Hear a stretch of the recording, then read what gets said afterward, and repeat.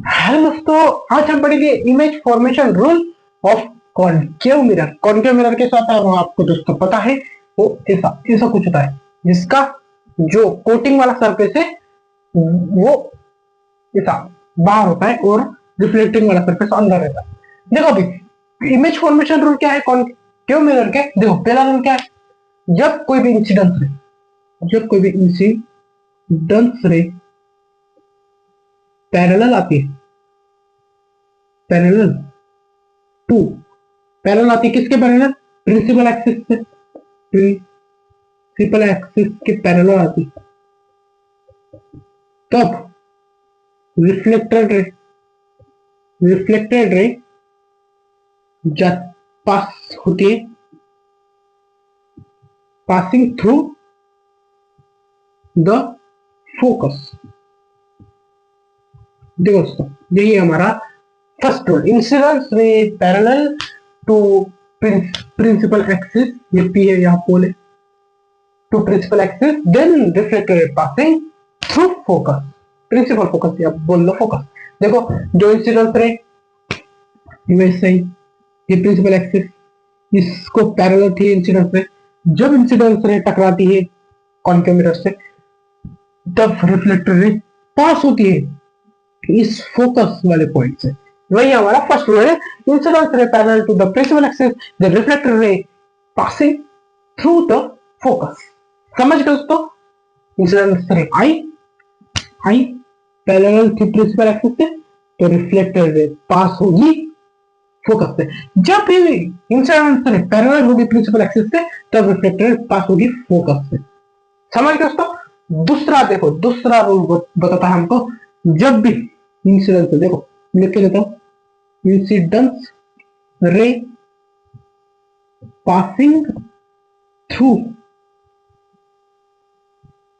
The focus then reflected रे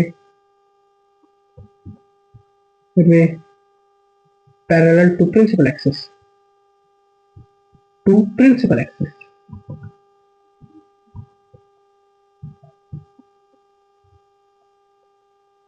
देखो दोस्तों, हमारा सेकंड रूल क्या है, इसका उल्टा, जब इंसिडेंस रे पैरेलल रहती है प्रिंसिपल एक्सिस से तब रिफ्लेक्टर रे पास होती है फोकस से, और जब इंसिडेंस रे पास होती है फोकस से तब रिफ्लेक्टर रे पैरेलल रहती है इंसिडेंस प्रिंसिपल एक्सिस से। इसका उल्टा, जब इंसिडेंस रे पैरेलल थी प्रिंसिपल एक्सिस से तब रिफ्लेक्टर रे पास हो रही थी फोकस से, और जब incidence ray parallel passing through the focus then the reflector ray parallel to the principal axis. मतलब इसका उल्टा, यहाँ आप रिफ्लेक्टर रे की जगह, यहाँ आप रिफ्लेक्टर रे की जगह आपने डाला इंसिडेंस रे और इंसिडेंस रे की जगह डाला रिफ्लेक्टर रे। मतलब जब भी इंसिडेंस रे पास होगी फोकस से तब रिफ्लेक्टर रे पैरेलल रहेगी प्रिंसिपल एक्सिस। तो फर्स्ट वाला क्या, जब भी इंसिडेंस रे पैरेलल रहेगी प्रिंसिपल एक्सिस से तब रिफ्लेक्टर रे पास होगी फोकस।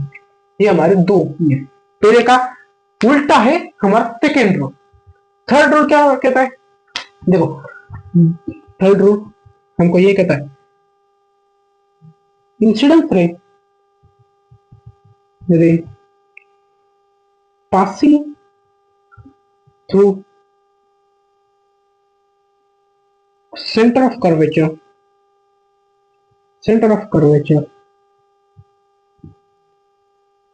then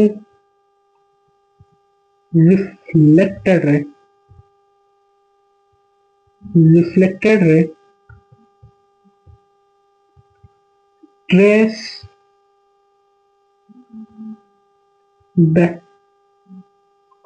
देखो दोस्तों, हमारा थर्ड रूल क्या कहता है, जब भी इंसिडेंस रे पास होती है सेंटर ऑफ कर्वेचर से तब रिफ्लेक्टर रे उसी दिशा में जाती है। मतलब जब किसी भी दिशा में इंसिडेंस रे पास हुई सेंटर ऑफ कर्वेचर से वही दिशा से रिफ्लेक्टर रे चली जाएगी। मतलब इंसिडेंस रे के पास हुई सेंटर ऑफ कर्वेचर से और रिफ्लेक्टर रे भी ऐसी दिशा जाएगी। Incidence ray passing through the centre of curvature then the reflector ray trace back, same मतलब ऐसा ही और ऐसे निकल गई, पर कब, जब सेंटर ऑफ कर्वेचर से पास हो गई।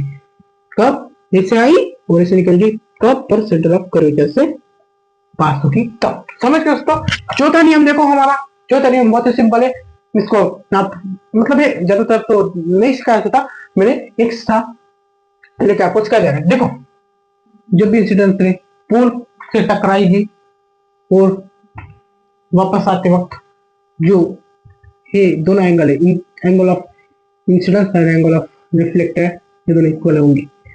मतलब जो लॉ ऑफ रिफ्लेक्शन है ना हमारा, लॉ ऑफ रिफ्लेक्शन, उसका पहला लॉ ही हमारा चौथा रूल है। समझ गए दोस्तों तीनों रूल्स। पहला रूल क्या है, incident ray parallel to the principal axis then the reflector ray passing through the focus. Incident ray parallel to the principal axis then the reflector ray passing through the focus. Incident ray passing through the focus, then the reflector ray parallel to the principal axis. Incident ray passing through the focus, then the reflector ray parallel to the principal axis. Incident ray passing through the center of curvature, then the reflector ray trace back. Incident ray passing through the focus, center of curvature, then the reflector ray trace back. और हमारा जो चौथा नियम है वो law of reflection है, उसका पहला लॉ, इंसिडेंस से आई वो निकल गई, पोल से टकराई वो निकल गई, तो जो एंगल ऑफ इंसिडेंस और एंगल ऑफ रिफ्लेक्टर है वो दोनों इक्वल रहेंगे। यही से हमारी इमेज फॉर्मेशन रूल ऑफ कॉड क्यों समझ दोस्तों चलता